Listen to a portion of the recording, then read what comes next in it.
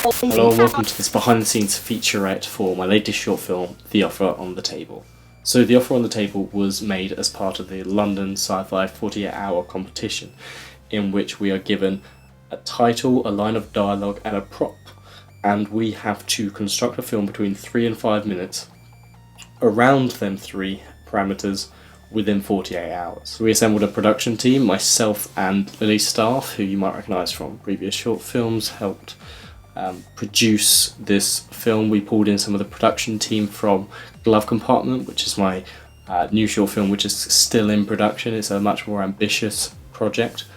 So you can see from the behind the scenes pictures that we have here, which were taken by Gemma Giorgio and Phil Panton. Obviously, we had very limited resources. We didn't have full camera setups. We just had the Nikon D800, which my brother very kindly lent us, and some Rode audio mics, and it was just a matter of getting the material, moving quickly once we had established this idea. The basic premise of the film is two girls who are struggling financially, so as a last resort they join this online reality game called Vector, but it's sort of like shrouded in mystery. No one knows exactly what it is, how dangerous it is. Everyone's just heard rumours.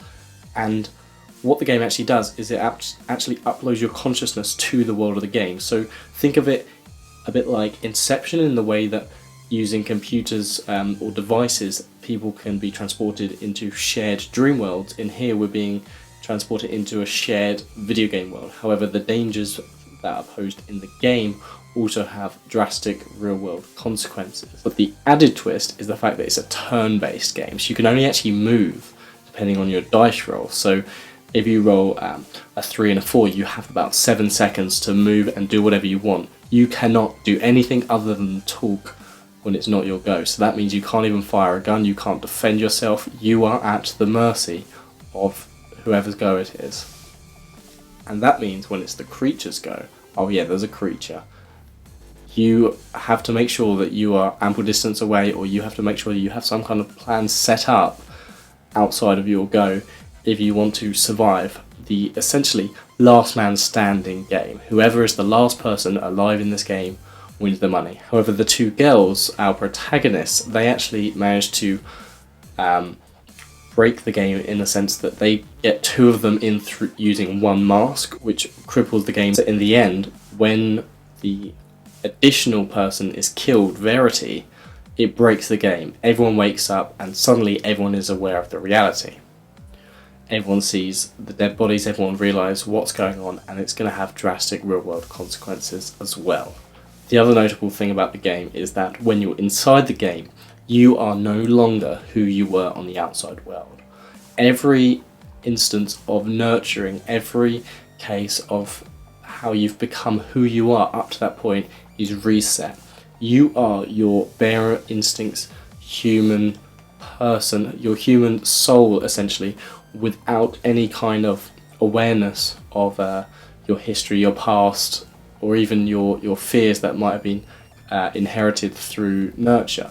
However, you still have linguistical abilities, you can still communicate, you can still think, you still have your able mind, it just doesn't know why it's able, and it doesn't know how to respond to things. This means that when the two girls go into the game thinking they're going to be able to work together and win, they're actually unfamiliar with each other, they don't recognise each other, and other alliances form just out of the setup of the game rather than who they were on the outside. We didn't actually finish filming until 6 PM on Sunday evening, and we had until 1 PM to edit it, but on the Monday morning. So I was doing the sound, visual effects, editing and grading, which was incredibly challenging, but somehow I got through it. But the basic workflow was I ingested all the media into Final Cut, did a cut of the film without the sound files, then I went back through, I put all the sound files in, then I sent the XML over using X to 7 to import the XML into Adobe Premiere Pro. Then I selected all the visual effects clips, the clips that needed visual effects, and sent them all to Adobe After Effects using Dynamic Link. Then in After Effects, I rendered out all the effects once they were done, and then imported them files back into Final Cut, and then just overlaid them on the timeline, and then all the visual effects with the right in and out points. It was a new sort of method that I wanted to do to make it quicker. Rather than using Send To, I wanted to make sure that all my comps were in the same project for After Effects, so that we didn't have time pressures, because obviously if we're having individual projects for individual effects, it's going to drastically slow down the workflow if we have to reload up new projects.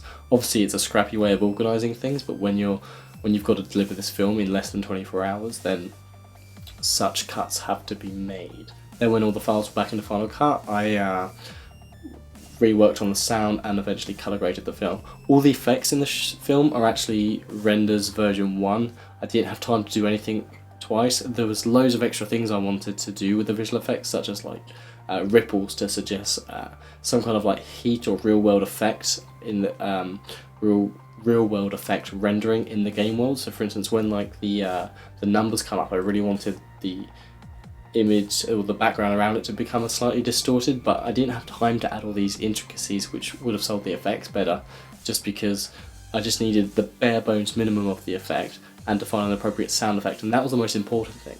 When I first watched the film, I thought the effects were rubbish, and then I realised actually it was the fact that there wasn't sound effects to match up with the visual effects, and without the two together, the effects just don't work. Try muting the film and then watching it again.